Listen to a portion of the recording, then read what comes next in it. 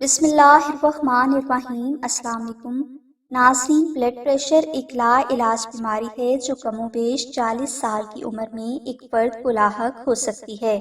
Blood pressure کو خاموش قاتل بھی کہا جاتا ہے اور اس کی وجہ سے بعض اوقات فرد پر کوئی علامت ظاہر ہوئے بغیر شدید ہارٹ اٹیک آ سکتا ہے۔ کوئی بھی فرد کم یا زیادہ بلڈ پریشر کا شکار ہو سکتا ہے۔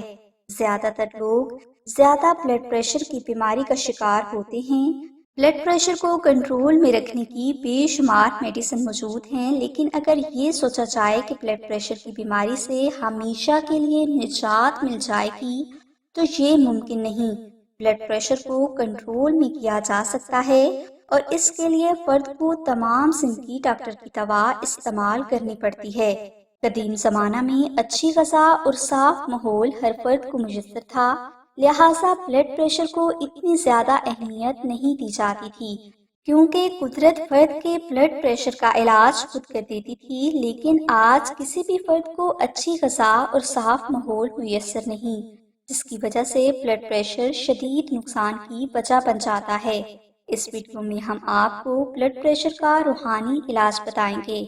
ناظرین، بلڈ پریشر کا روحانی علاج یہ ہے کہ آپ مغرب کی نماز کے بعد 70 مرتبہ سورہ فاتحہ پڑھ کر پانی پر دم کریں اور یہ پانی آپ پی لیں۔ یہ عمل اسی طرح آپ 7 دن تک دہرائیں۔ 7 دن کے بعد آپ کو جب بھی بلڈ پریشر کا مسئلہ ہو تو آپ پانی پر 70 مرتبہ الحمد شریف دم کریں اور یہ پانی آپ پی لیں۔ انشاءاللہ جلد ہی آپ کا بلڈ پریشر کنٹرول میں آ جائے گا۔ اس کے علاوہ اگر کوئی فرد چاند کی پہلی جمعرات کو الحمد شریف پاک سیاہی سے تحریر کر کے اپنے گلے میں پہن لیتا ہے تو ایسے شخص کا بلڈ پریشر بھی ہمیشہ کنٹرول میں رہتا ہے۔